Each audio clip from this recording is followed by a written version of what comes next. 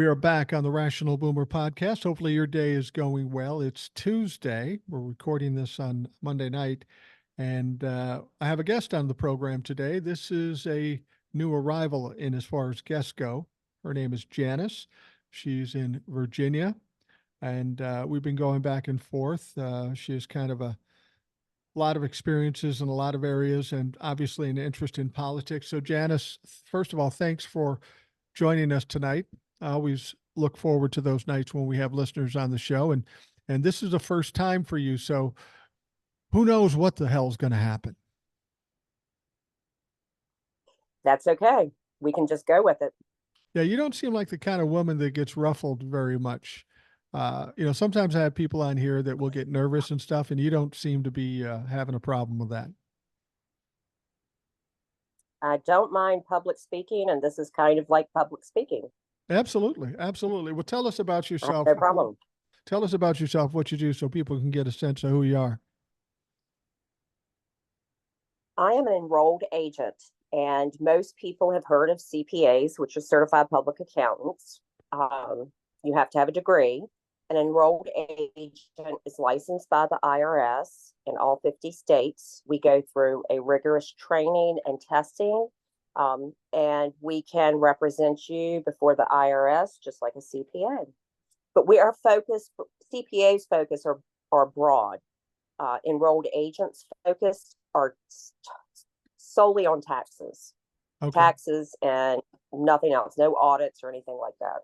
Now, you do other things too, accounting and what other kinds of things you involved in? Well, we do payroll, we do accounting. One of my passions is estate work, because I had several family members die kind of back to back. So I got used to what happens when someone dies, how you have to go register the will. What if you don't have a will? So I really specialize a lot in estates because I have a very older practice. I'd say my average age of client is about 70. I find that older people, and I like it myself, they like the face to face. They don't like the virtual. Right. They don't have the ability to do it. And I find that I can read people when they're face to face. I can bring things out. We can have a good conversation. And, I know from experience, fortunately, not my family, but families close to me, when we're dealing with estates, it can be a fucking mess because when there's money, people get funny. And I've seen it more often than not. So you're there to head that off at the pass and not get into that kind of trouble. Right. I don't, obviously I don't practice law, but I do estate accounting and help guide family members. I had one come in last week and their mom passed at 82. She had just been in the office at the end of March, looked great, was planning a trip to Italy. And the next week she was diagnosed with stage 4 lung cancer and passed away May 7th. And the family was just like, I don't know what to do. Where do we go? What do we do? And I brought them in and I said, does she have a will? We went through all the steps. I said, well, this is what you have to do. You have to register it with the city, and just kind of guided them, because a lot of times people are just not schooled in what happens once you pass away. Right. Well, once you pass away, you don't give a shit because that's other people's problems. No, you don't. But if you're left behind, you kind of need to know. Yeah. Now, I'm curious. This is the first time you've been on the program. I've read some of your emails. What brought you to this whole arena, the Rational Boomer stuff? Well, I started seeing you on TikTok, loved your videos, and then I saw that you had a podcast. So I've been listening to your podcast daily, and I like it, especially because you do Saturdays and Sundays where a lot of people don't. And plus you're giving a different perspective, more of a everyday person perspective, not as a news person or say I don't want to say you're not professional, because you are, but you have those that are more professional podcasters. They're out there to make a living. They're doing this. But, I said in my last email, you resonate with me partially because you talk about how, like, I always call myself a pessimist because I'm afraid, somebody's going to walk me off that edge. Right. part of it's I grew up very much like you. So I think by looking at the pessimist side, if you get anything better, hallelujah. And I'm trying to do exactly what you say. You said in yesterday's podcast about how to tell yourself, repeat after 3 times a day. Yeah, yeah. Get away from this. It sounds crazy. I thought it sounded crazy, and I've heard other people talk about this. It wasn't that I was taking the lead from anybody. I've taken a lot of informations, and I guess I came to a point where I was just kind of tired of feeling the way I did, so I just thought I'd try it, and it actually worked. If I could change my mindset, if I could change my attitude, life got a lot easier. Um, and the fact that y- that's been one of the byproducts about doing the show that I hadn't expected, but it's a benefit to me. It's very gratifying to me is how many people come to me and say, "Oh, you talked me off a ledge." And people Mm-hmm. think that I'm doing it to talk people off the ledge when in fact I'm doing it to talk myself off the ledge. I see a problem and then now I want to figure it out and I want to figure out what the angles are. So as I'm telling you what I'm telling you, I'm putting that mindset in me. And I think like I tell people, you're younger than I am, but Not that much. I know I wasn't going to give your age. I know better than that, um, but whenever anybody tells me about some end of the world scenario or problem, I always say, look, I've been through it all. You've been through it all. We were talking about the passing of your mom. My mom passed. Mm-hmm. There's been tragic times, difficult times, but here we sit still. Yeah. Somehow we made it through every damn time. So that's got to tell you something. That's got to tell you that there is hope. And I get, I, that's one of my biggest problems. I get annoyed by people that feel hopeless because there is always hope if you look at it properly. So now And this with is kind of ironic because I was just thinking, um, I can fight for others better than I can fight for myself. yeah, I think that's what you're doing in a way is you're fighting for others. So if it comes to something personal, sometimes I tend to shut down. But if it comes to a client or a family member, uh, I turn into a little Jasmine Crockett like the other day. Don't cross me because I'm gonna get you. Don't mess with people I love. well, yeah, exactly. And and I think maybe that's why I have the personality I have is because I grew up with a father who was narcissistic and he was a bully. I went to school. Mhm. I didn't get bullied an immense amount, but everybody who goes to school gets bullied once in a while. And in both cases, I stood up ultimately and pushed back, and it worked. And then I got to the point where I wasn't getting bullied anymore from anybody because I was too much of a risk. They don't want to bully somebody who may fight Yeah. back, so they stay away from you. But then when I'd see other people getting bullied, I felt compelled to step in and say, wait a fucking minute. You're going to stop this shit right now. And of course they do because I'm not the bullying type anymore. Um, so I talk about a lot of things on the Rational Boomer podcast. One of the biggest numbers of views I've ever had on TikTok was I was discussing racism. And Oh wow. I look at racism as the epitome of bullying, misogyny, Mhm. anti-Semitism. That's all bullying. I think what the Republicans are doing to the Democrats and have been doing to them for decades is bullying. And that's Yep. why I have a particular annoyance. I'm annoyed by this. And I know in my heart, all you have to do is push back a little bit because they're fucking cowards. And so that's what I'm trying to do here and trying to get more people to see that and also push back. That's so funny because when my brother and I were talking the other night, and Virginia is one of those states, loving the loving marriage was Yes, from I Virginia, love the Brown documentary. versus Board of Education, and my brother is married to a woman of color, and 50 or 60 years ago that would have never happened. But I was talking to him. So I grew up in the middle of the state in a very rural, poor area. And you figure Brown versus Board of Education, the next town over, Farmville, they're the ones that started the private schools to kick out the kids that were because they shut down the public schools. But I told him, I said, our school in Dillon was not actually, um, we were still segregated up until 1970. So even though Brown versus Board of Education had passed, Yeah. the townships were still segregating schools. And then we happened to move in 70 and we went to a place in North Carolina called Knott's Island. And to this day, Knott's Island still does not have any Black residents on that island. Wow. And we're talking about, 2024.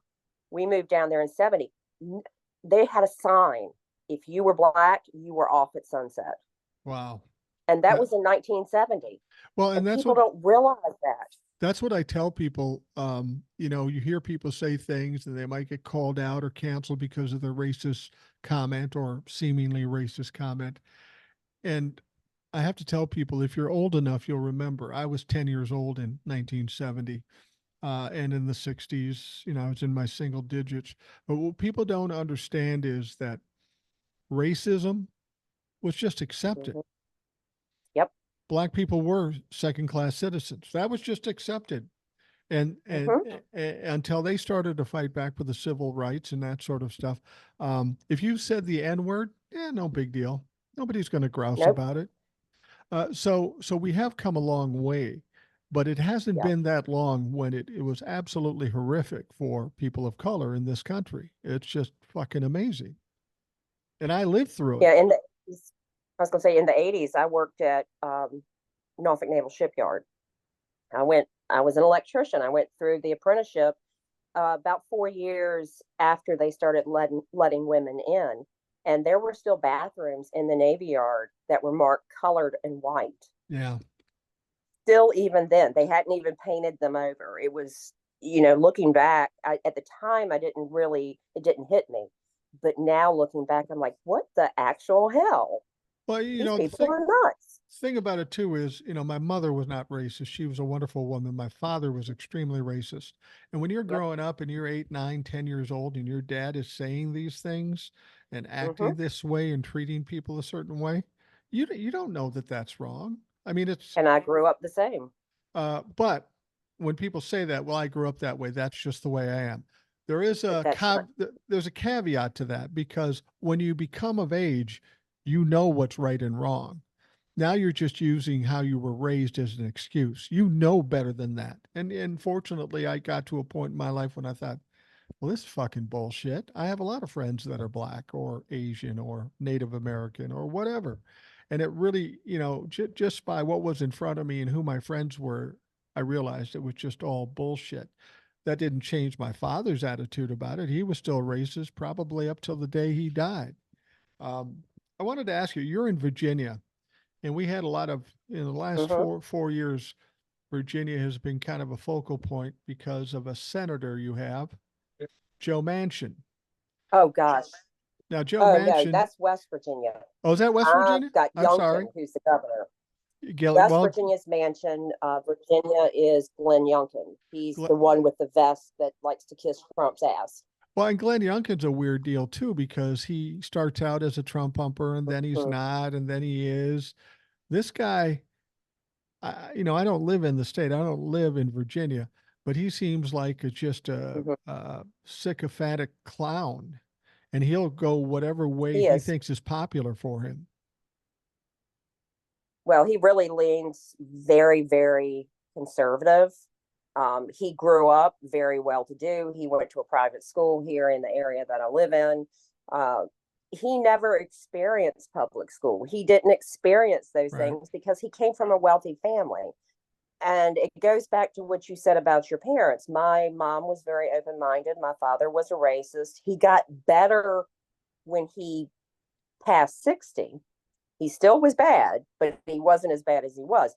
But part of that is education. When you become more educated, the more you read, the more you research, the more you're willing to learn, the better you understand and can commiserate with someone else.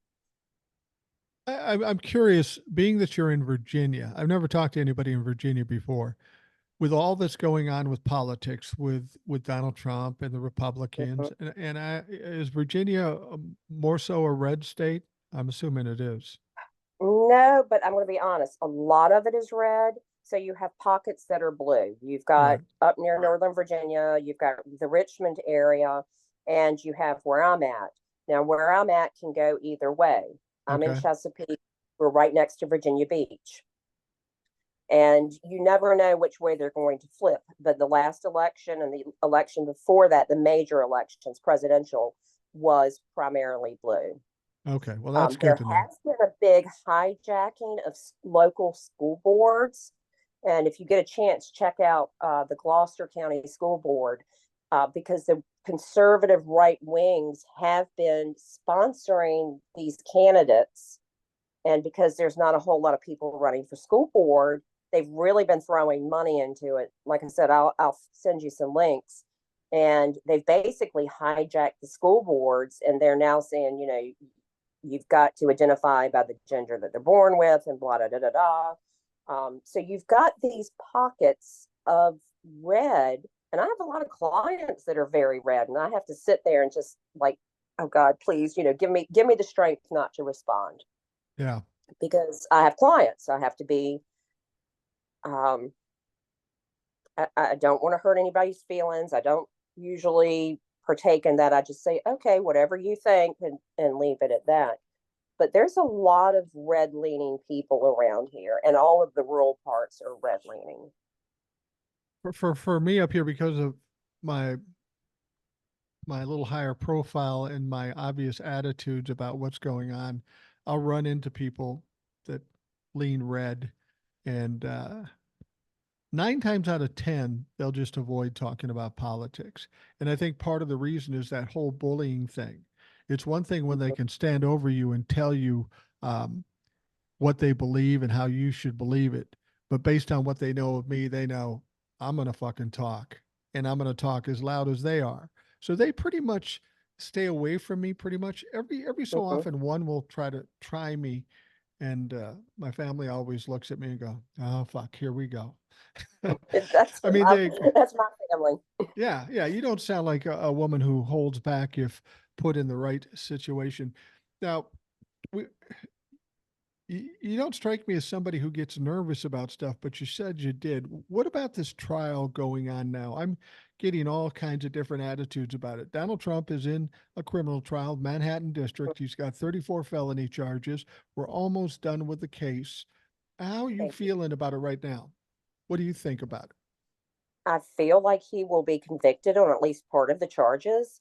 Um, my particular, and I don't want to say it's a fear, it's not, is that white collar criminals tend to get these super light sentences, but you Right, have somebody that was, say, caught with marijuana and um, some smaller things, and they get the hammer put down on them, where right. white collar criminals just, you know, oh, they took $1 million from the IRS, but you walk free.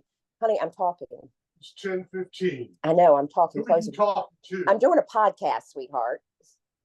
My husband. It's all right. He's like, what are you doing? Um, I'm going to close the door for a moment. Oh, no Uh, problem. but what happens is so you have somebody that's young and they have some type of minor drug charge. Let me put it that way. And they spend several years in prison. Then they have a felony on their record. They can't vote. They have all these fines. The part that frustrates me, and this is about Trump and others, white collar criminals, they get a little slap on the wrist, go to federal prison 2 or 3 years, we let you out the door. Well, yeah, That whole system is not fair. generally that's the case, but of course those cases are kind of under the radar. We don't really hear about them. We just hear about it after the fact. Don't you think it's going to be a little different in this case because it is so high profile, it is so divisive in this country? Now, a lot of people used to say, well, if we convict Donald Trump, there's going to be divisiveness and all kinds of outrage and such. I tend to think right now at this point, with as many people feeling the way they feel about Donald Trump and all the evidence that's been exposed, I think there'll be more outrage and more divisiveness if he isn't appropriately punished. And that has I to be agree. weighing on a judge's mind. I agree. I definitely agree with that. Um, kind of like the OJ case. Right. Well, yeah, I think exactly. back to that day and sitting there watching that verdict, and this is going to be very similar for history. Yeah, I think it is. I think it is. And I'm, you know, as we're doing this trial, I talk about the gloom and doom Democrats and this is how they do things. They'll say, "Oh, Donald Trump will never get indicted." So he gets indicted. Are they happy? Mhm. No. Well, he'll never go to trial. Then he goes to trial and they're still not happy. Well, he'll never get convicted. And as soon as the convictions come, they'll say, "Well, he'll never go to jail." They're always looking at the negatives and assuming for the other shoe to drop. And that's kind of what I was talking about before. If you continue to assume the worst, eventually you're going to get it. But this is so much, they base things on history. All politicians and all rich people get away with stuff. That's true. But Mhm. what we're seeing now is something we've never seen in history before. So to Yeah. compare it to past history makes no sense. Exactly. And you were talking about Nixon the other day, if I remember correctly, and whether or not Gerald Ford should have pardoned him or not. But the bottom line is he is stained, and he will be stained. However, his true blue or true red cohorts are going to continue to back him up no matter what. And to me, that's part of the frustration. I wish these, and I don't know why, I haven't looked into why. I wish this trial had been televised where the public could see it. Yeah. Yeah. Well, in terms of Richard Nixon and Gerald Ford, people have to understand you can't compare those trials really to what's going on now because it was a completely different era. It was mid 70s. Things were Yep. dramatically different. People in politics were held up on a pedestal. They kind of they kind of got away with a lot of things, and they were kind of sacrosanct to the public. And we were all kind of apathetic and sat back, whatever sounds good, they know best. This is a much different time. A lot Well, has been exposed about these people, and we're finding out that they're not elite, that they're not sacrosanct, that they're not even good people to some extent. Some of them are. So I think I just think we're looking at a complete paradigm shift with this country. People always say, "Well, I'm not going to be happy until he's in jail." I don't care if he's in jail. But I yeah. guarantee you, when those convictions come down, whether it's 2 or 32 convictions, that changes everything. That changes the vibe for Donald Trump, the people who perceive Donald Trump as a presidential candidate, the entire country, because finally there will be some accountability. And people have been whining and crying about no accountability. So those convictions coming up, maybe as early as next week, change a lot of shit. Well, and remember, Richard Nixon also stepped down Right, because he knew what was coming. He had the good sense or whatever to right. step down and say, you know what, I'm gonna backpedal this, and I just want to live my life. And this fool has not got the good sense to do that. He could have done this a long time ago. Well, it's a narcissistic Yeah. behavior. He can't ever say he's wrong. He can't ever say he's sorry. He can't ever say he's guilty. Even the moment they the verdict comes in and says he's guilty, he's going to be out in front of the court screaming that it's a hoax. Mm-hmm. What we really need to do as a country is shut this guy up, get him Yeah. out of the mix. And I'm afraid that's not going to happen until the election, because until the Republicans who continue to follow this guy off the cliff stick with him, he's going to have the bully pulpit to say the things he does. Now, you said something that a lot of people say to me, well, you'll never change the minds of the base. And that's true. But don't give the base that much power. There's not enough of them to win an election. There's maybe 25% of or 30% of the Republican Party that support him. So it's not like he has a ton of power in his base. He has enough to make noise and cause problems, and that's why we've got to shut them down. The election will prove that they've been failures since the beginning, and then eventually the Republicans will step away because they're tired of fucking losing. And something I looked at this afternoon after you and I had emailed was I thought back to 2008, 9, and 10 when the Tea Party came into prominence, and how this is, in a way, the Tea Party led to the MAGA. Right. You know, we had, before the MAGA, we had the Tea Party, and they were out there too. Um, and I think part of this is because of the experience I have in my area. I see either super hard for Trump or totally the other way. It's Right. almost like there's not a middle ground, and that's kind of confusing to me as to why. And maybe it's because of my clientele. I have a couple churches I do books for, and some days I just sit, like I go every Monday to a particular church, and I just sit in there and I listen to them, and my toes curl, Yeah. and it really pisses me off. But I have to. I wanted to say to someone last week, you know what, y'all get donations. Why do you give a rat's ass whether or not you have a gay couple get married in this church? All money's green. When Well, it comes down to the money, you'll take it if it's green. But you well, want to bitch just like you bitched 50 years ago about a black and a white getting married in your church. right. Exactly. It's constantly evolving, and they do end up having to bend. They look to the Bible as proof of what they're trying to say, and all they really do is manipulate and pervert what the Bible says to their advantage.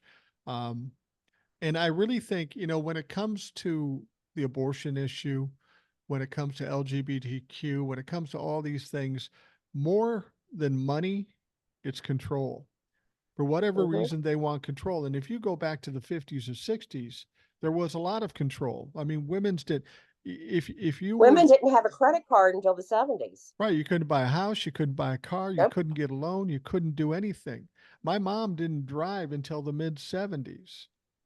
My mom didn't Exactly. have a job until the mid 70s. So um, they want to go back to that.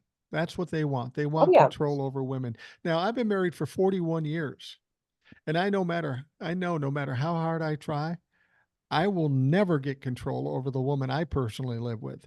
So I think the whole thing's a fucking fool's errand. Yep. Just like when I was watching the news tonight about Alito, and I'm like, man, can't you come up with something better than blaming it on your wife? Seriously? You know, Yeah, whatever. I want to talk about Alito in a second because that's an issue that I think we're getting to a breaking point with because there's just too much shit. But regarding the trial today, I don't know if you heard, they wrapped up the redirect on Michael Cohen. You know, Mm-hmm. the defense wrapped up their cross examination. They got him to admit that he stole money from So, Donald Trump, and everybody's freaking out. Oh my God, it's over because he said he stole money. What people have to understand is that has nothing to do with what the trial's about. All they're trying to do is discredit him. Well, he's already been discredited many times. The point wasn't to make him some uh, purified version of Michael Cohen. It was for him to say what he knows, and even if you don't believe him, it's already been corroborated by the other people that you do believe, like Hope Hicks and David Packer and stuff like that. Michael Cohen did what he was supposed to do, and even yep. though he admitted to some crimes, well, he went to fucking jail. Of course, he committed crimes. And he did. He went to jail too because he was benefiting Donald Trump. But people were freaking out that he did this, and they thought all was lost. Well, so now the defense team has to put on their case. They come up with some little paralegal just to set this next witness up, and they bring in this Robert Costello. Fellow. He is a lawyer, and Mm-hmm. and the only connection to this case is he almost worked for Michael Cohen. They talked about it. He had a little bit of a client attorney privilege for a short period of time, and he said that Michael Cohen told him that Donald Trump didn't know anything about him paying Stormy Daniels, which is absolute bullshit. But when I looked at this guy, I go, this guy's motherfucking trouble. He looks like a sketchy John Eastman, which is saying Yeah, something. I was reading about how he was uh representing Giuliani and some Yeah. of his past issues. So he's not no angel with a halo over his head. And what this case comes down to is following the numbers. And this is why I like taxes and accounting. So let's just pretend I'm doing somebody's books and I see different debit card transactions. And I see one, say, for a dating website, and this is a business. Yeah. You follow that paper trail, and that is what this is all about. It's not about the witnesses, it's about the paper trail. Right. And that's what's great about numbers is you follow those numbers, you're not going to get 2 + 2 = 5. You're going to get 2 + 2 = 4. So you can throw all these witnesses out there, but if you've got this paper trail, your ass is nailed. Right. And they do have that paper trail. And that's why Mm-hmm. everybody feels pretty confident on the prosecution side that this is going to get done. And this is why I know he's going to get convicted. It just has no other way it can go. But the interesting thing about this witness, Robert Costello, he's kind of a grimy looking fuck. He looks like a shyster, and he went on the stand. Now everybody's worried about Michael Cohen fucking up the prosecution. This guy sat there and he was out Rolled of his control. eyes. He was rolled his eyes, gave a side eye to the judge, waved his hand, sighed loudly, up until the time Judge Marchand had a fucking enough. And what he did was he sent out the jury and the media, and he pretty much admonished this guy and said, "You keep this shit up, you're getting contempt of court, and you will go to jail." So my point is that everybody's worried about Michael Cohen, but you'll remember the judge told um, uh, Donald Trump's lawyer, "You're losing credibility in this courtroom." He has to take their star witness and send everybody out and admonish him and threaten him with contempt of court. You don't ever see anybody going, "Oh, we're going to win now because this good stuff happened." People presume the worst. They expect the worst, and I'm convinced that they try to expect the worst, so they're not surprised when they get the worst. Or That seems the only, heartbroken. or heartbroken. Yeah. Well, you can't Well, win and a. it's funny because Judge Marchand has even had to tell the defense, you need to object, Yeah. because it's like they're purposely wanting to throw this into a mistrial, or I did not have good lawyers to represent me. You should not have to have a judge tell the defense, wait a minute, you need to object here. You got somebody that don't know how to do their job. Yeah. Their only hope is a mistrial. I mean, they asked to dismiss the case yesterday. They said, "Yeah, they got nothing. So why don't you just dismiss the case?" And he's not going to dismiss the case. But the mistrial is the thing that is the immediate help to them that gets them out of their mess. People think if they get a Mm-hmm. mistrial that Donald Trump's off the hook. He's not. They just mount another case and start it all over again. Um, but you can see that Donald Trump and the lawyers are now starting to get antsy because that jury deliberation is becoming imminent, like within days away. And once that happens, there's no going back. There's no more way to delay. They can appeal, and he may stay out of jail because he appeals. But those convictions are convictions, and that's what's going to make the difference, I believe, in the prospects for Donald Trump. I think especially for people that don't really follow the news or read as much as they necessarily should. Maybe that sounds really crappy to say, I but agree so with you. many people get their news from these sound bites or the headlines. You don't just read the headline, you have to read the whole article. And that's where I think our society is kind of lacking, is we've been spoon fed these headlines and these, you know,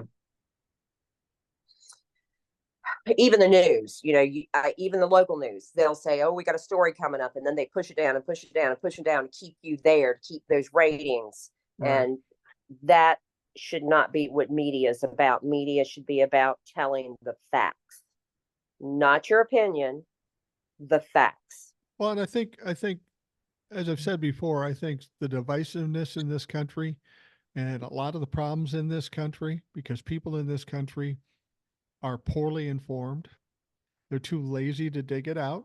And I'm not faulting them for it. We have lives, we have other things to do, but the media could do a better job. And I hold them responsible for a lot of the problems and certainly the divisiveness in this country because everybody watches different sources. and every Mm-hmm. source has a different fucking story. They tell Right. lies or they don't tell certain things that should be told. So we've got somebody with Fox News that can sit right across from me and I can say to them, "What about this?" And they will say to me, "I don't know what you're talking about. I hadn't heard that." Well, if you haven't heard that, then you're not properly informed. So how do you make offer an opinion on something you don't know everything about? That's kind of why I do the podcast thing, because every media outlet I see, I can see what they're doing. They're trying to scare people. So I try to dig it out, try to simplify it, and put it in short bits, like a minute and a half, 2 minutes on TikTok, so people can grasp it. Because people are misinformed, and it's on purpose by our media. Yeah. And that's so funny because you said on today's pod or yesterday's podcast about North Carolina and the mask Yeah, passing. And I went back and I read the article, and then I read more into the article about how they're making, they want to make it 16 and 17-year-olds that commit crime should be charged as an adult, not as a minor. And there were other things in there. And I'm just thinking, I had not even heard about that particular thing in Carolina, and Carolina's just 10 miles down the road from me. So, and it's so funny because when I go to my aunt's house in Beaufort, North Carolina, a little place on the Intercoastal Waterway, you go down there for 4 hours and you're driving past hovels with Trump flags in the front of them. And I just right. want to put a screwdriver in my eye or something. I'm thinking, why do you continue to vote against your own best interest? What is wrong with you that you cannot see? And I think part of it is because you want to think you're better than somebody else. Yeah, I've said that before. I think we've got a lot of people who felt put upon by the government, being mistreated by the government, being ignored or forgotten about by the government. And then some guy with a loud mouth and an orange face comes up and says, "I'm going to fight for you. I don't like the government either. I'm going to fight for you." So they hop on board, get behind him because that's all they got. They've thought that their lives were unimportant and the government didn't care about them. This is their one chance. And this is why they forgive him for all his sins, because that's their one choice to gain some ground. They don't like the government and they may have good reason for it, but they need somebody, a champion, to fight with them or lead the pack. And they see him as that, when he's nothing more than a fool, obviously, but that's all they got. But I think part of them see him just simply because of his name recognition from when Yeah. he was on television on The Apprentice. They Oh, don't know true. anything about him. He would step on them and crush them like a pile of dog shit if he Yeah, possibly could. He absolutely. would not blink an eye. But yet they embrace him. Number one, name recognition. Number two, they think, oh, he's a tough guy. No, he's not. He's a low life thug. And he needs, well, I won't say that. That's not nice. Wait a minute. I really, I When have we worried about being nice on this show? I'll tell you what really, he is. He's a pussy ass bitch. I think he needs his ass kicked. Yeah. As much as I know people have bitched about the other day with Marjorie Taylor Greene and Jasmine Crockett, I was ready for Jasmine Crockett to snatch that bleach blonde hair out of her head and beat the shit out of her. And that sounds really, really bad. But it's like you said before, sometimes you have to be a bully to the bullies Right. because they don't get it otherwise. Right. Now, Jasmine Crockett acted, I thought she did a very good job, but there was a part of me that was like, just snatch her ass by the hair and rip it out. Yeah. That's that redneck in me coming out. That's why I said too, AOC got into it too. And I said, don't sleep on AOC. She's Mm-mm. small, but she's wiry. I don't know if Oh I'd want to yeah. get into it with her either. Well, the thing about it is when you look at the condition of the House of Representatives, the complete lack of decorum, the Mm-hmm. disintegration of anything, any rules or anything, that can all be attributed to the Republican Party. And I will Mitch give McConnell. Mitch McConnell, exactly. And I'll give the Democrats a little credit. For a long time, they tried to do the right thing and it never worked. It just got worse. So they aren't as bad as Republicans, but they do have to No, get in the mud and mix it up a little bit. Otherwise, they're just going to get run over. and you're absolutely right. You sometimes you have to stand up and make that stand and make that fight. And you know, but that was the other part of it was nobody saw.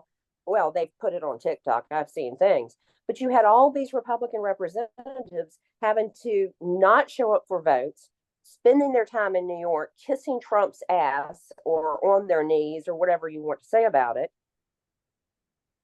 But oh yeah, we've got a job to do, but screw that. We're going to go up here and kiss his ass and whatever. Yeah. That they need to be held. If you've got a job to do, you do your damn job. You don't go pussyfooting around and spending money that should not be spent on that piece of shit. Well, it was No. interesting. It was interesting at the trial yesterday. You know, Donald Trump got a lot of heat for not having anybody support him, his family especially. Now, the only family that's come out is Eric. All the rest have said, fuck that, we're not coming. He doesn't have the support of his family at all, and I'm not surprised. But that, you know, he has the senators and the representatives coming out dressed just like him. But yesterday, he had some people, a guy like Chuck Zito. You know who Chuck Zito is? I do Ch- not. Chuck Zito is a convicted felon. He's formerly the leader of Hell's Angels. He's doing some acting, just playing Chuck Zito on the stuff. And then there was another guy, former commissioner of police in New York, and he got arrested and went to jail too. He was there. So he had all these people that have prison records or conviction records supporting him today. And the question is that all he's got left, or is he just trying to make a statement like we're fucking outlaws and we're all been in jail and I'm going to jail and we're just still going to win this thing? Everything Donald Trump does is a failure. And this whole Yeah. concept of bringing these people in all dressed like Donald Trump is absolutely ridiculous. It's silly. It's clownish. But this is Donald Trump's way of thinking. And this is why he always fails. Yeah, it's so funny you say that because my husband said tonight, he said, somebody should have handed out clown noses to them, Yeah. red clown noses to go with their red ties. And I'm like, that's really very true. He said, here, put this on. You want to be his clowns? Here you go, be his clowns. Well, and that's the sad thing about it. When it started out, the Republicans were just, you know, these hardcore conservative religious right things. But because they haven't had as much success as they expected, their pushing hasn't worked as much. They've taken it to a ridiculous level. I mean, it's almost embarrassing. Uh, Mm-hmm. when I get somebody coming up to me who's a Trumplafuck and talks about some conspiracy theory or just something that's totally inaccurate, I can't even argue with them anymore. I just have to laugh at them. It's so silly that they can't see that what's coming out of their mouth is embarrassing for them. It's unbelievable Mm-hmm. to me that they can't recognize that. I do not understand the disassociation. I don't get it. Now it's I just don't, there's somebody, it's kind of a pseudo client, and I had to drop off a report at his house, and he's got this bottle of Trump wine, and Fox News is running. And I just want to look at him and say, would you care if I walked up and grabbed your daughter by the private parts? I mean, what part of this do you not understand? Why, for somebody that's so intelligent, and this man is intelligent, but how can you be so stupid? well because I don't get it. the main thing they're concerned about is that they have so much animosity toward the Democrats. They will do virtually anything to Anything. own the libtards, and they're willing to put their integrity on the line to do it. And that's a sad state of affairs for these people. Janice, we're going to take a quick break. I'm going Okay. to run do what I got to do, and we'll be right back. Sounds perfect. Thanks.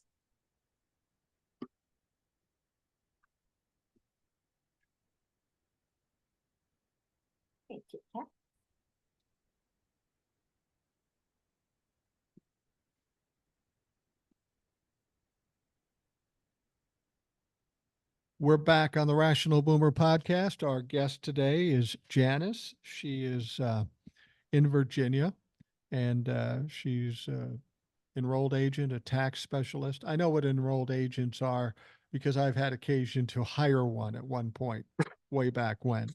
But anyway, we're talking about we were talking about the trial, and I'm curious, as somebody I don't know much about because we just met a short time ago, as you look at the election coming up in November, what do you think the odds are for Biden to beat Joe Biden, or Biden to beat Donald Trump, or vice versa? How are you looking at that election? How do you feel it's going to play out?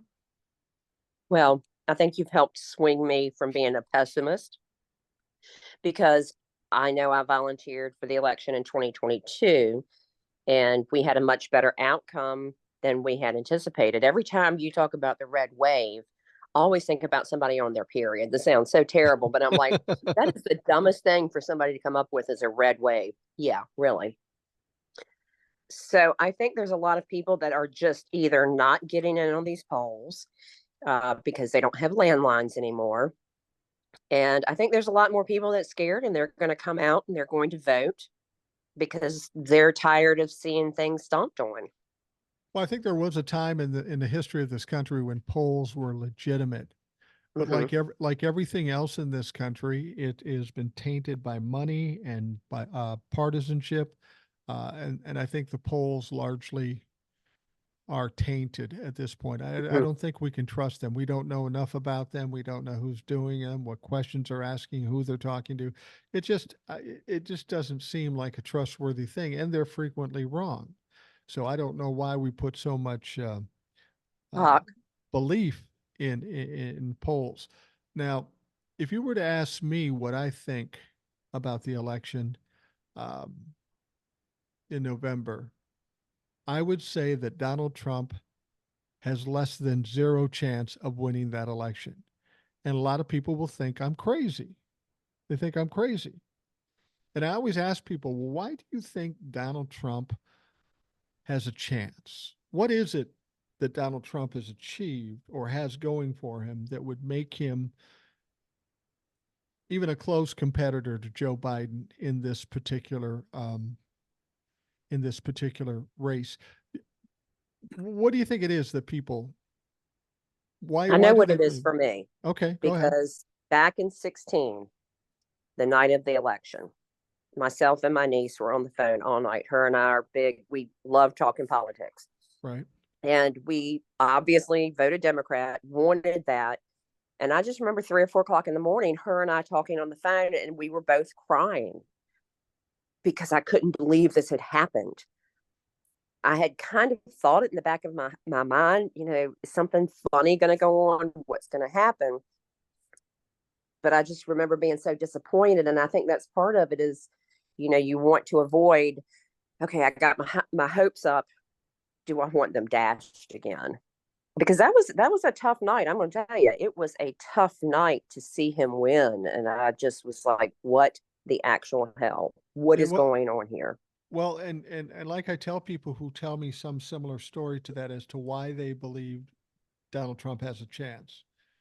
First, I'll tell you, you really can't compare 2016 to 2024. And here's why. Because in 2016, we had no idea who Donald Trump really was. We thought it was a sideshow. We thought it was a novelty. We thought it was something that was a departure from regular politics, and we were tired of established politics. He was our only option to get out of established politics. I remember seeing Donald Trump get elected, not happy about it, but I thought, well, look, how bad can it be? He's a president. He's got to answer to other people. Now, of course, it got very bad, way worse than Mm-hmm. anything that we could possibly imagine. Since 2016, where he got elected, keep in mind there has been no election since that time where he's been involved or endorsing people where Donald Trump has won an election. He has not won anything. 2022, he took a stomping, and the red wave didn't happen. Now, in 2024, Donald Trump is a vastly different candidate. We now know everything about him, warts and all, and there are a shitload of warts. We're talking about crimes, we're talking about corruption, we're talking about horrible behavior, misogyny, anti Semitism, racism, overturning Roe v. Wade. It's impossible. People want to compare it. Well, I was disappointed in 2016, so I'm ready for it to happen in 2024. can you see we're comparing apples and oranges here? I do. You And can't that's really why do I that. really like listening, is because it walks me back off that ledge. And I know in 16, you also had, you still do, but to me in 16, it seemed like there was a lot more Facebook misinformation and things like that out there. Now I'm seeing a lot of these posts being deleted, or there's something about in false information up. Whereas in 16, you were not seeing that as much on these Facebook websites. Right. So I Right. do think misinformation had a lot to do with it. I Well, really do. it does. It does have misinformation had everything to do with it. And part of that is what Donald Trump is being tried for right now. I mean, when you look at 2016, you know now that he tried to interfere into the election. We also know that the Russians meddled in the 2016 election. Hmm. We know that for a fact to benefit Donald Trump. So we should maybe consider the veracity of the 2016 election as opposed to the 2020 election.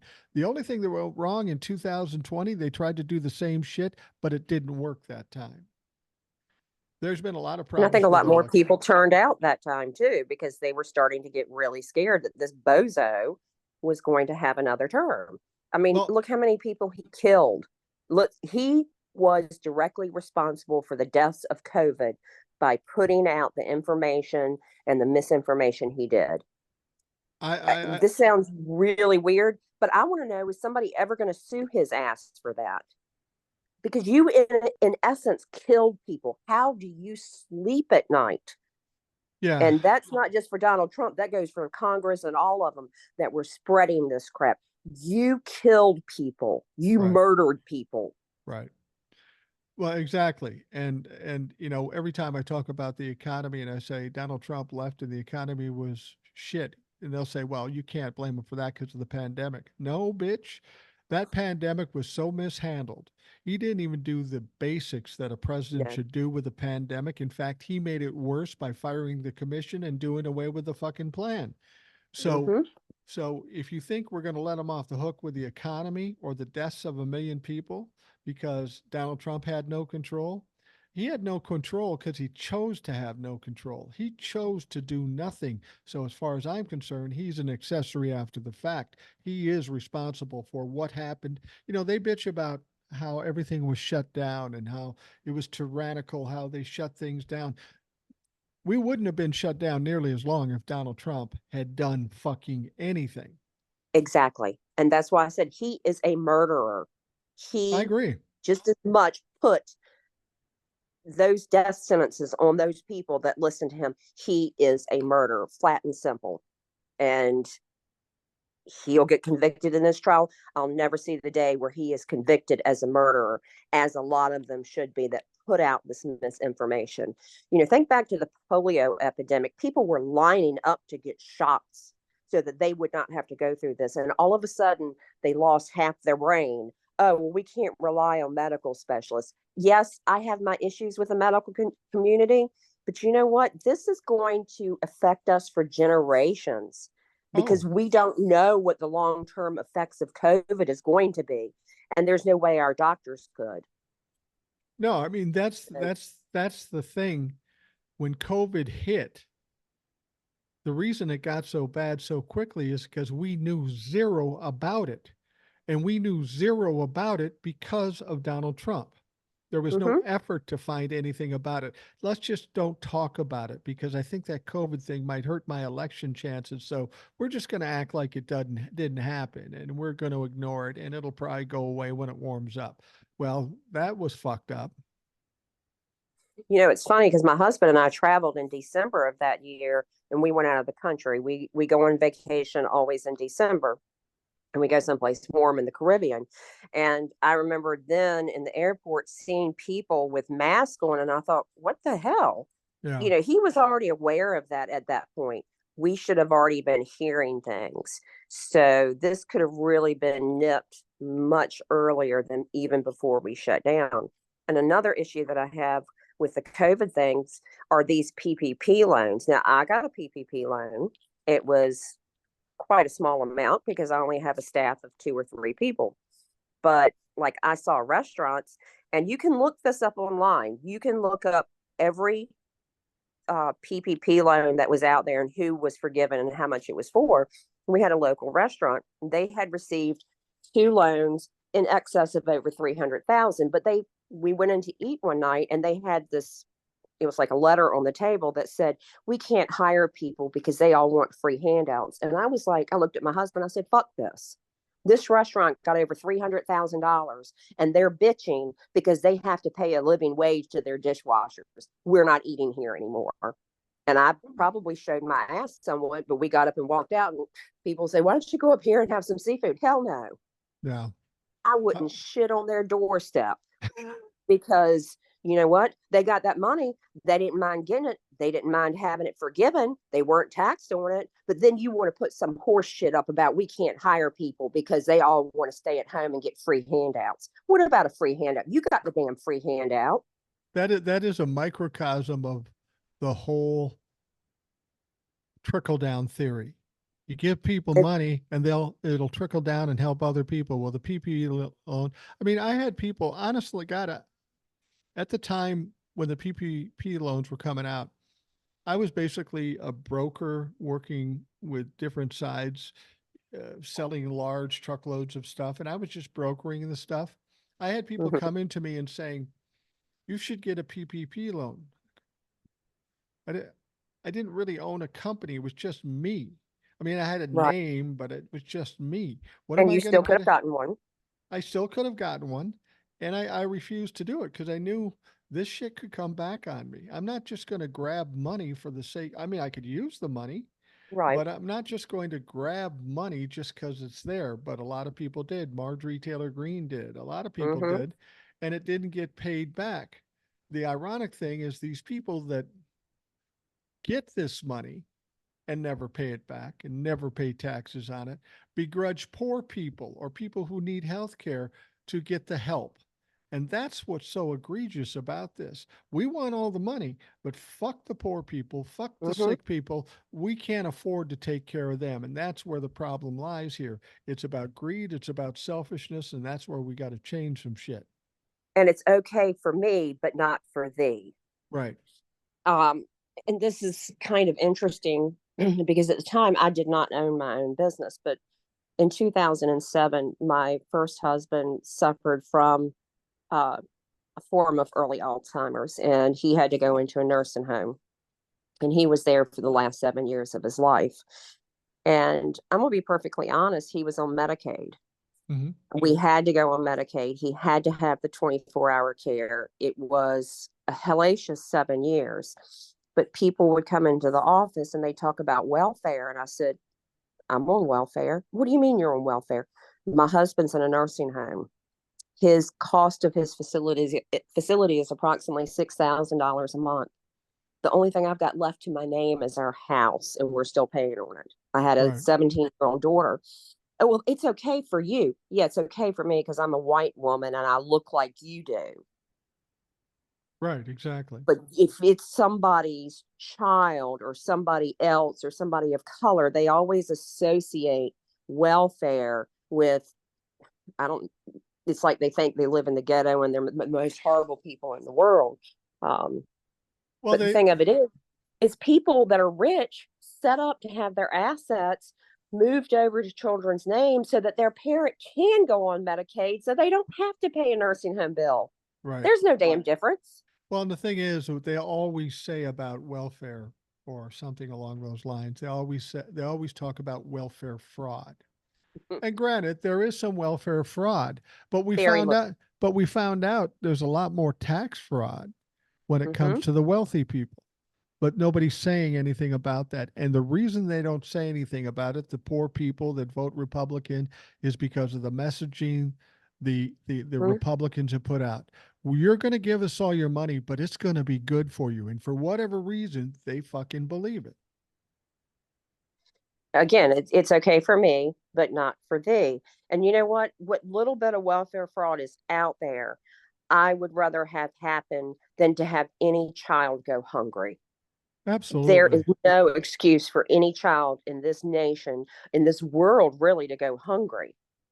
And what would happen if the Republicans got in and they cut all the SNAP benefits out? What do you think would happen with Walmart and Sam's Club and all these grocery stores and all of this money that is pumped into the government to help stimulate the economy? You What if know you that, did away with SNAP? Hmm, people yeah, would be losing some money. It's yeah, just they like kicking out the illegals. They're okay to put our roofs on and they're okay to pour our concrete as long as it's cheap. But right. you don't realize they're paying sales tax. A lot of them is paying into Social Security and Medicare because they've got illegal numbers. They're paying a lot of things. They're doing jobs that a lot of people would not do for a lot cheaper. Well, you know, it's funny. You brought up Social Security, and I talked to a lot of people who are fearful about Social Security, and and I was listening to my son and my nephew. They were talking about it. I go, "Oh, we'll never get Social Security." And I say to them, "You want to hear something funny? You used to hear the same thing. 40 years ago, when I was your age, I heard the same thing. I believed the same thing." Mm-hmm. Now, the Republicans will say they want to cut Social Security. The funny thing is, Social Security isn't part of the budget per se. Nope. So cutting it really doesn't do any good unless they want to grift money from it, which they have in the past and never paid it back. I But was getting ready to say the 80s and Reaganomics. but you talk about dog catching a bus with Roe v. Wade. You cut That out ain't Social Security. Oh, fuck. I mean, not only is it going to piss off the entire country, it's going to crash the economy. Because if we've got a bunch of Exactly. people that are in poverty, nobody paying taxes, nobody buying shit, they don't really want to cancel Social Security. It's like everything the Republicans do, it's all performative. I just want to talk about this shit and make people say, yeah, he's right. I'm going to get on board with that. That's why I didn't understand. I wonder if they weren't caught short when the Supreme Court actually overturned Roe v. Wade, because that really was a dumb move. That gave them nothing to campaign on and gave them nothing to fundraise on. It's already done. So they lost a ton of money and a lot of clout in their campaigning by overturning Roe v. Wade. I mean, it's been 50 years and they haven't been able to do it. I'm sure there's some Well, it's just like Old Republicans. Soul. Yeah, old soul. Old Soul comes on there to get people or to help people obtain abortions. And so many of them are the ones from the right. It's just like years ago, people that got abortions were people that had money because they could fly out of the country. My grandmother had an abortion in 1934. My Wow. mother had an abortion in 1980. I was Wow. 16 years old. My brother was 8, and she was going to nursing school. And she knew she couldn't. My dad was, he was in and out of our lives. He would leave and not come home for 6 months. And she ended up pregnant. And she said, I've got 2 kids. I'm trying to go through nursing school. I can't do this. And she had an abortion. And when she told her mother about it, now her mother was 44 when she was born. So you figure her mom was on Social Security when she graduated from high school. But her mother told her after she had a son, then she had another son. It was during the Depression. That child died at 3 months. She ended up getting pregnant again, and she said she mentally could not handle it. There were 12 of them living in a house trying to make it through the Depression, and she had an illegal abortion, and they told her she'd never have kids. And 10 years later, she had my mom. Wow. And Well, my grandmother said it was hard, but she said we had to eat. I had a child to raise. yeah, I mean, I remember hearing a story with my grandmother. She had a brother. And she was born in 1918 or something around those range, and she said that when she was growing up, she spent a year and a half, 2 years, she and her brother, in an orphanage. They weren't orphans. Mm-hmm. Mom was alive. They just couldn't afford to feed them. We're Yep. talking, like you say, the depression, stuff like that. People don't understand how difficult those times are. And, when I've talked to Old Soul and other people about Roe v. Wade and the abortion issue, all too often people who are either against it or for it only know the question: do I want abortion or do I not want abortion? Do I want a choice or do I want pro life? Whatever you want to call it.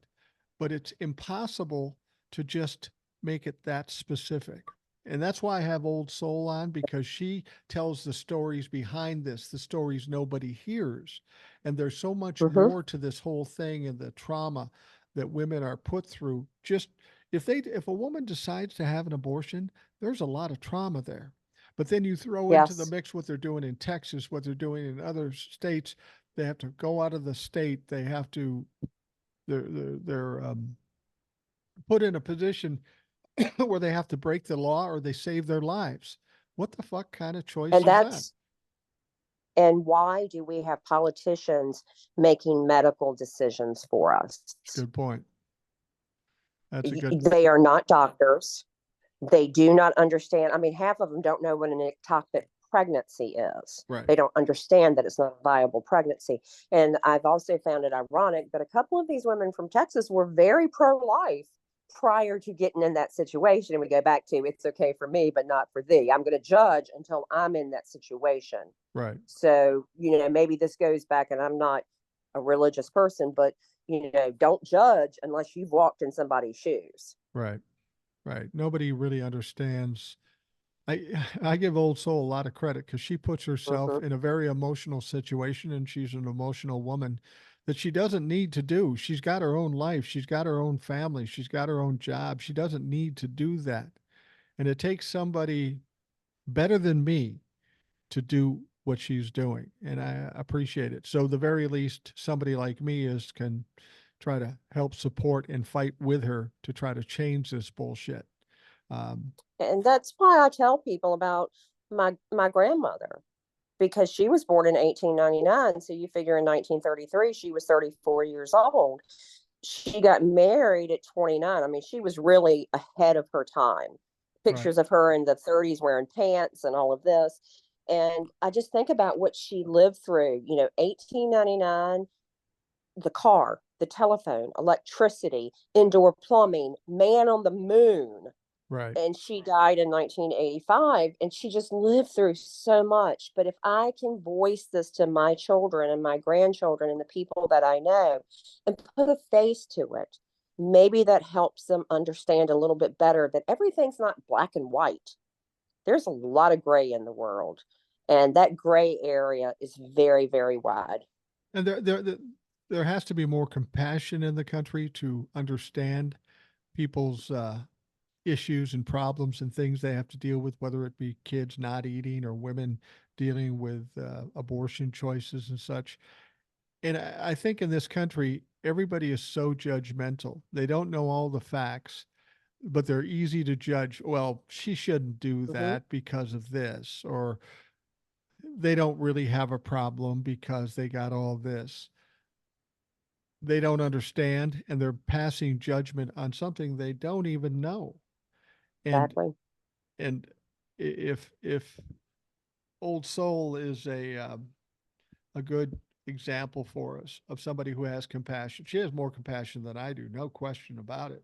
I try to have more, and I do have some, but we need more of that in this country. And I'm hoping when we get past the election in 2024, we can at least start listing back to that, where people actually care about people as opposed to ready to Mm-hmm. fight at any turn. Because that's where we're at now. You disagree with Mm-hmm. me, I'm going to fight with you, and that's bullshit. Yeah. And I really do try hard to listen, but I also know and I can be judgmental, just like the man today walking in and seeing Fox News on the bottle of Trump wine. And I'm thinking, no, just step back. There's a reason. It's very hard to understand. Yeah. But, again, like you said, you're not going to change anybody's mind by um, being stubborn and not be willing to listen to some degree. Yeah, and I just get this gut feeling that, like I said, we're at a paradigm shift. You brought up Judge Alito, and the latest thing we heard, of course, with Judge Alito is that he had a upside down flag flying in his yard on January 17th of 2021, 11 days after the insurrection. That upside down flag was in support of the Stop the Steal movement, who are in essence the folks that attacked the Capitol. And that was all kinds of wrong for him to have that in his yard. And then when Mm-hmm. confronted with it, he says, "Oh, it was my wife." Well, I've been married 40 years. Anything I do or my wife does, we know, and we're either agreeing on it or it's not going to happen.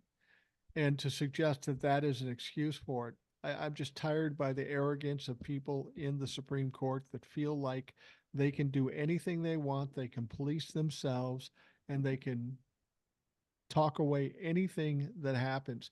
I think this latest situation with Alito is going to be kind of a breaking point. It may not change everything in the Supreme Court, but it's going to change the Supreme Court's perception of us. I think they always thought, well, this will just go away, it'll be okay. I think they're going to come to realize this ain't going to go away. And then if the Republicans don't have control in January when we make the switch, they're in some trouble because some shit has to change in the Supreme Court. Well, and this is a question that goes back to Trump's trial, is if he's found guilty of this, then how is anything that he did in his presidency Yeah. legal? I mean, of course, the first thing I think about, well, you done cheated on your taxes some more, which that has come out, but not to a great degree. But if they found that he did this to win an election illegally, what happens then? Okay, he gets charged or he's convicted, but what about everything that he has done during that presidency? Does that make it null and void? What happens to that? What happens at that point? Well, I think as it stands right now, there is nothing, it's like everything that Donald Trump did. Uh, there are norms, but there were no laws for certain things because nobody ever imagined somebody would be so audacious as to do something like this. Yeah. But there is a proposed bill, and it might be Hakeem Jeffries who put it up. Maybe it's somebody else, but it's a Democrat.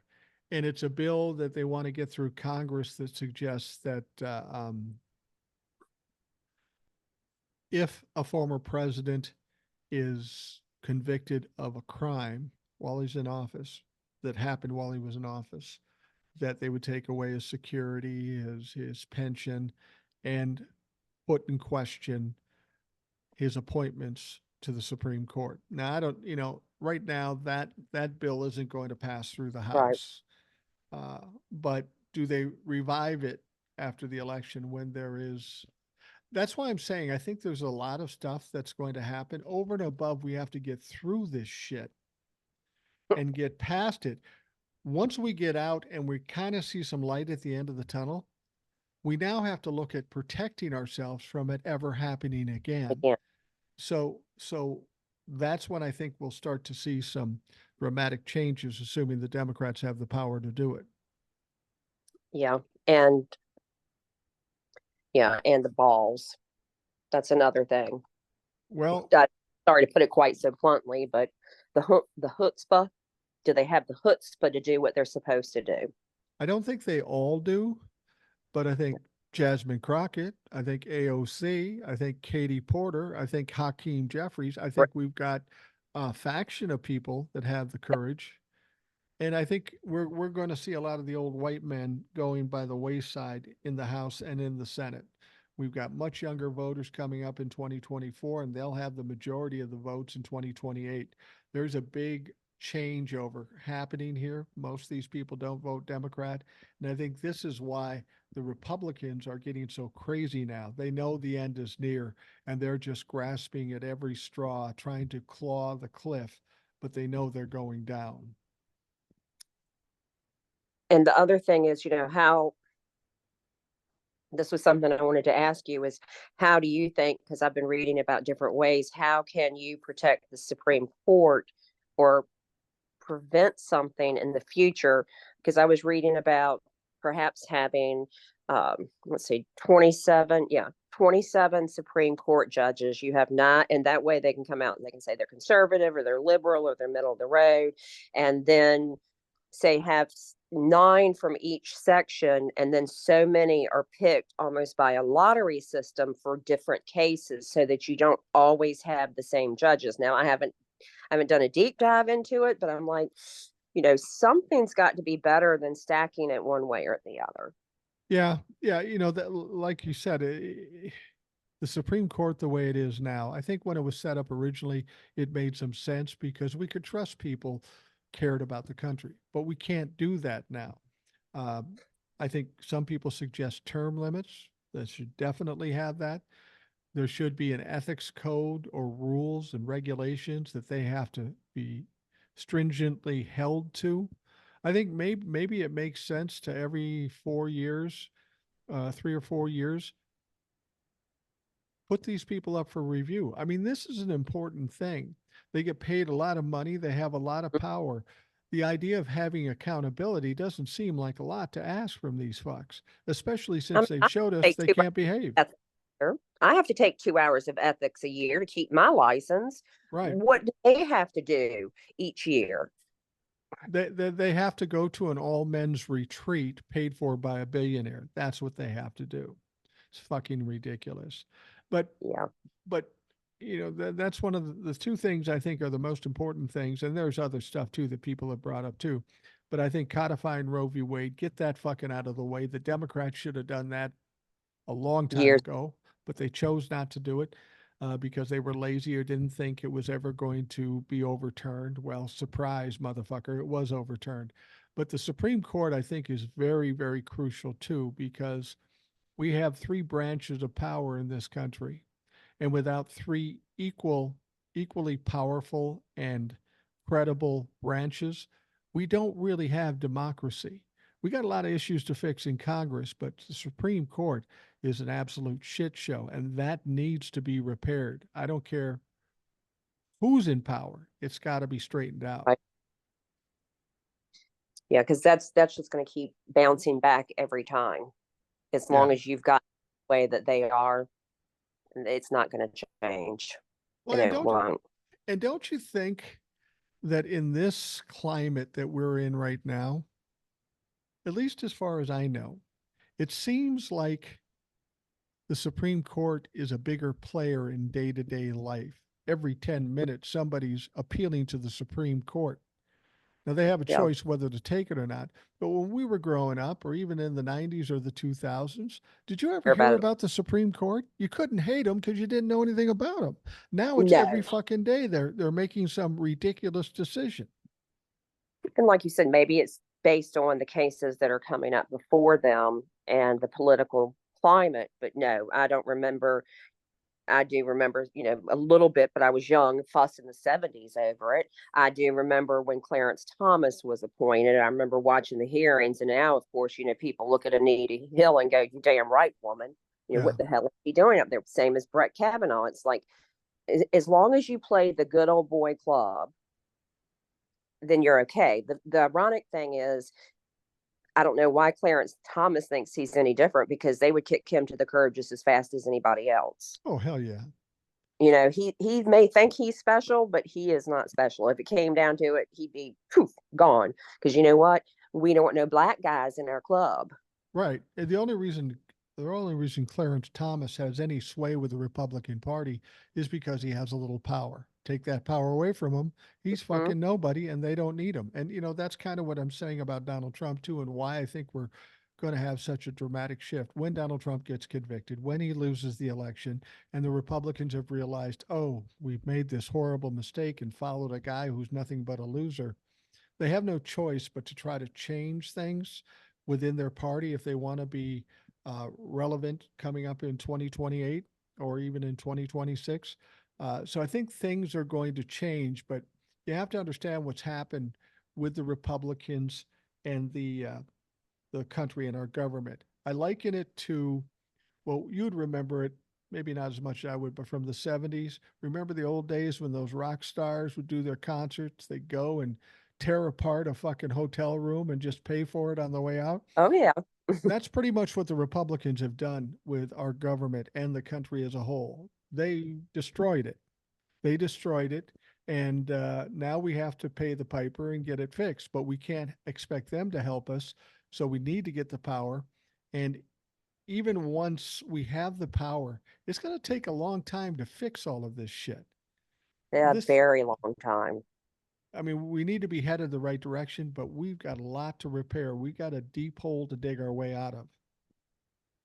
Yeah, and as much shit as people give Biden and what's happened the last several years, they really have turned the economy around. This could have been a hell of a lot worse. Um, had we not had all of these programs out there like Build Back and things like that, people just don't realize the impact.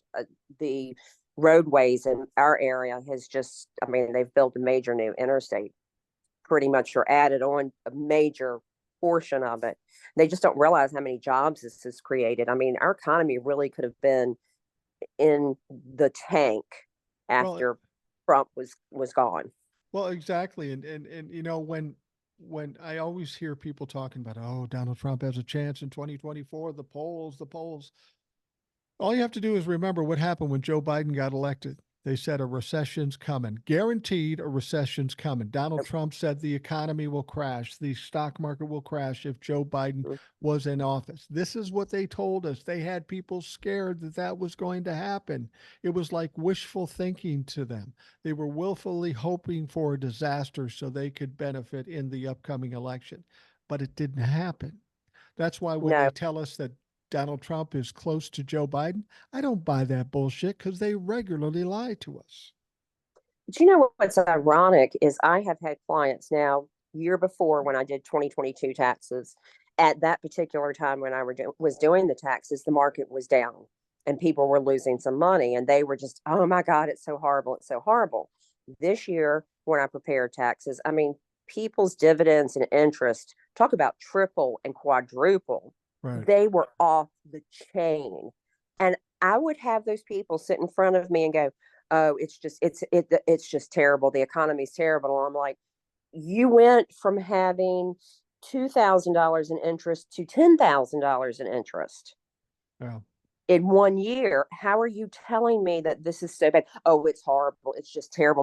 My retirement has went down. I said, well, you've got a really shitty broker then, because if you're 75 years old and you're losing money like that, you're in the wrong funds and you need to fire that person. Yeah, exactly. But That's but your problem. but that that's the essence of Donald Trump, and the Republicans are following suit. It doesn't matter what's real. Just listen to what I'm telling you. Don't believe Mm-hmm. what you see or read or hear. I'm telling you it's bad, so believe it. And the sad thing about it is, and I'm thinking mostly of Democrats, so many Democrats buy into that shit. And it's because they base everything they do on fear. And when somebody tells you something you should be afraid of, you embrace that because that's what you live by, fear. And you can't do that. You got to look for the facts. When I asked you what I thought you thought the odds were about Donald Trump winning, and whenever I talk to somebody about that, I said, you and I are looking at this totally differently. Everything anybody ever tells me when they say Donald Trump has a chance to win, it's all about emotions, all about Mm-hmm. fears, not looking at the facts. So what I say is I take the fear out of it. I can only do so much. Whatever happens, happens. But here are the facts. And the facts just don't play out the way your fears tell me they're going to play. And that's what people have to understand. They're so used to expecting the worst and so used to being scared all the time.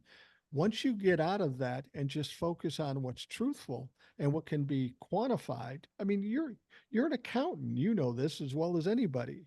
I Well, could and tell it's you, just like I could tell you I told you earlier, follow the paper trail, follow the money, and that's what you're saying. And if I, sometimes it's just hard to get through this part. right, but if I sat down in front of you and you were doing my taxes and I said, it looks like I'm going to get 20,000 back on my taxes. We'll just sign this and we'll get that done, okay? And you're going to say, bullshit. I'm looking at your taxes. You owe them $20,000. No, no, no, no, no. I'm getting 20,000 back. You know Yeah. the numbers say certain things, and that's what I'm saying about certainly the economy and the upcoming election. The numbers don't add up that Donald Trump has a fucking chance. And when you say that to me that way, it makes more sense, not only in the brain, but I think in the gut and the heart. And it's just like when we talk about the economy, part of the reason the prices are high is because of corporate greed. That's why people's Absolutely. dividends are up so much, is because the corporations are making money. It's not because things cost that much more. It's simply greed. Right. And Simple. my wife was asking me about that. I think a lot of things this sounds very cynical, but I honestly believe this. When we're talking about prices being high, the war in Iraq with Israel and in Gaza, um, gas prices going up. Personally, and tell me if you think I'm crazy. I think we have big corporations that don't want Joe Biden president. So Oh, I agree. they do everything they can to make it look as bad as they possibly can, even though they're having a Hmm. tough time. My son wants to get a job in IT, and they're firing they're laying people off in IT, which is ironic because everything in our country runs by computer. But I think they're doing that because they're trying to affect the election. I may be crazy, and it may be cynical, but I've seen crazier shit in this fucking country. Yeah. And I was going to say, now my brother is a co-owner of a networking company, and they're desperate for people. I had not heard of IT laying off. I mean, they're absolutely desperate for people, and they can't find enough good people. Right. Uh, but the other thing is, again, if people are making money, you can show them that they're making money, but you can't make them understand that. Right. But they said the gas prices were going to go up for the election because, again, because they wanted to make Joe Biden look bad. Now our gas prices here are running about 350. Well, I got gas the other day for 305. That's Yeah. not bad. No. That's I mean, our gas prices have really, yeah, they've went down, they've went up and all of that, but they're not that bad. They're normal compared to a Yeah. lot of places. Yeah. I get people saying to me, "How do you like $5 gas?" I go, Uh, I paid 325 today." So mm-hmm. it's bullshit. You're Yeah. making shit up and then you're trying to make me believe it. And unfortunately, I'm not dumb enough to let you make me believe anything at all. Um, but I really Well, it's think, like during COVID, the gas prices went down because people weren't driving. well, yeah, So, you know exactly. what? If you're not happy with the gas prices, turn in your big ass truck, fly in your Trump flag, and get you something that's economical. Yeah, it's funny. I don't know. Maybe you've noticed this too. I've had other people on the show talk about this. Uh, you know, prior to 2020, you saw the Trump flags, you saw the trucks, you saw all these fucking people, and I don't see as much of it anymore. People That's aren't as ready to promote their crazy fucking thoughts. stupidity. Yeah, and I think I've always said, these racist, misogynist, anti-Semites, people who are against the country. I don't think we have any more than we had 30 years ago. I think 30 years ago and after that, people were just afraid to speak their minds and they hid under their rocks. When Donald Trump came Mhm. out and made it cool to be racist, then they all Yeah. came out from under the rocks. So the only really we can't change anybody, we can't convert them because they are who they are. The only thing we can do is make it not cool to be racist anymore and send them back under the rocks. And that's very true. I still see quite a few of the big trucks in my area with the two flags flying. But that's just like 30 years ago.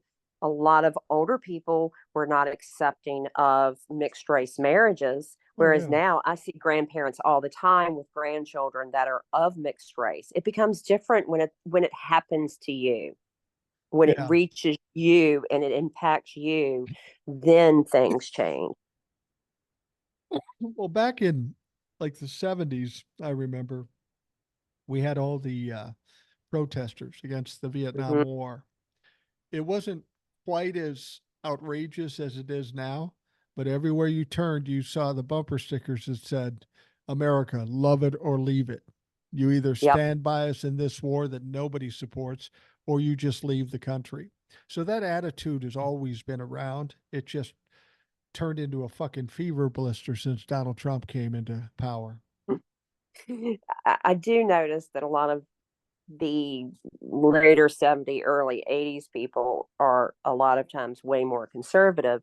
And I find that funny because that's the same age that they would have been during Woodstock.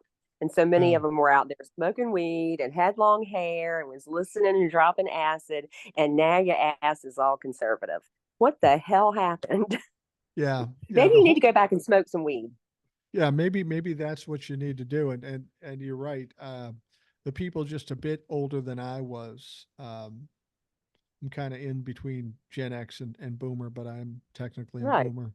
I'm 63, 1963. So you're what, 60, 59? 60, Okay. 1960. So, yeah, it's funny how those people, and I think the one thing that perverts or pollutes people is money and responsibility. Those kids had neither back when they were protesting the Yeah. war. And once they got money, it's the attitude a lot of people have. You know, they had free love and free food and all that stuff during the hippie years. As soon as they got their own, they Hmm. go, okay, nobody can fucking touch this now. This is my shit. Don't touch my And shit. and they got it because their parents were during World War II, came home, started getting the GI Bill, started getting the loans for the homes, got their way paid through college. They got the retirement that their parents busted their ass for, and then they turned around in the 80s and kicked it away from our generation. Because think about it, retirement age for Social Security was 65 until the last, our generation's now feeling the 67. Right. And I know working for the federal government, they changed the old civil service retirement to the federal employees retirement system, which was nowhere near as good. So they got these perks and then they turned around and kicked it away from the next generation. Right. So you got it, you used it, but then you don't want nobody else to have it, you stingy ass little And you, pain. and you know what the interesting thing is when you're talking about the 50s and the 60s, and times were better for the middle class around that period of time after the war. It was pretty good. You know what the one distinguishing factor is why it was better then than it is now, or even was in the 80s? It was You had because, better wages. well, better wages, but we had corporations and wealthy people paying the right amount, paying Yeah, their fair share of taxes. And then exactly. what happened in the 80s where it kind of shifted? Ronald Reagan. Freaking And then all of a sudden they cut taxes to the rich, and we've been in a shitter since then, except ever with since. except with Bill Clinton, and he raised those taxes and things got better. I mean, that should be enough of a red flag for people to say, well, when they don't pay taxes, it sucks, and when they do pay taxes, it's great. How And much more even obvious? right, and even in, the late 50s and 60s, people, I know my great grandparents drew Social Security. They certainly hadn't paid very much into it, but it made a big difference because again, they were rural. They had just got electricity around the time I was born. They never had indoor plumbing. They had a well we got well water out of for them. But that hundred and some dollars they got from Social Security made such a difference. And think about how it stimulated the economy because then people did have something to live on. So that stimulated the economy, made people better able to afford things. Well, and you talked about the retirement age. It's 67 now for me and younger. I think it was in Mm-hmm. 1960 that the change was made. And prior to that, it was 65. But prior to that, it was 62. 62. So they keep upping it 62 to 65 to 67. Now they want to do it to 70 years old. And people don't realize this is just them grifting more money. I mean, Mm-hmm. if somebody 2 years older than me can get their money at 65 and I have to wait till 67, it's not like I paid less money than they did or waited any Right. longer.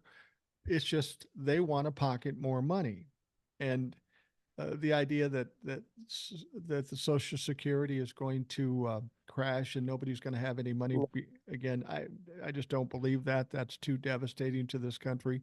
They always find a way to fund the Defense Department. They always find Oh a wow.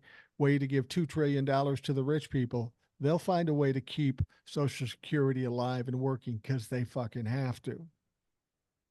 Yeah, and if you remember, I think the age started at 56. So not 56, but if you were born in 56, so it was incremental. From Right. 65, you had to be at first like 65 and 3 months to draw it. And then I think the next 6 months, you had to be 65 and 6 months. And just starting with the 1960 people, did you have to fully wait until 67? Right. And the problem It was an is, incremental process. and the problem they have with it is we're living longer. I mean, my grandparents lived pretty ripe old age, but generally in the 50s and 60s, people didn't live to be 80 for the most part. But since COVID, the if you remember, right during or right the year after COVID hit, the age of life actually dropped. Right. Right. So are they going to take that into consideration? Well, gee, now we're not living as long, so should we adjust it back down? Oh, of course not. Well, and Somebody might get something. How much did Social Security save when 1 million people died of COVID? None of those A lot people of will money. get Social Security. Yeah. A lot of people, the money's not going to be going out anymore. Well, Janice, I tell you, we're coming to the end here. I've kept you longer than I should, but I'm an asshole like that. If it's No, going good, I'll great. just keep talking. But Janice, thank you for joining us, and feel free to join us anytime. It's an open Well, invitation to listeners, and I'm always very lucky I, because we I always love have it. good people. Well, anytime I would love to come back, and it's been a pleasure. It's so nice to meet you, and I listen every single day. I And appreciate that. please tell Old Soul and Alona they're fantastic people. They I, are. I They love are. it whenever they're on, especially Old Soul.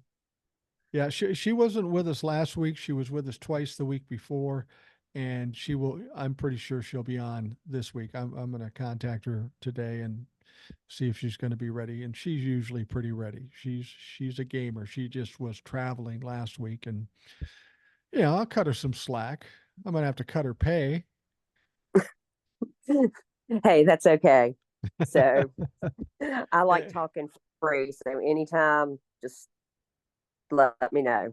I appreciate it, and just so you It's been a know, and pleasure, though. Thank you. the people who listen, people always say, he hasn't called me to be on the show. I'm not going to call you to be on the show because I don't know what everybody's schedule is. All you do is you do what you did. You send me an email saying, I'm ready to be on the show, and then I put you on. That's how it works. So anytime you feel the urge, just send me an email and we'll set it up. Sounds great, Mike. You have a wonderful evening. You too. And for those listening, thank you for taking the time out of your day to listen. I hope you have a great day, and we will talk to you again tomorrow.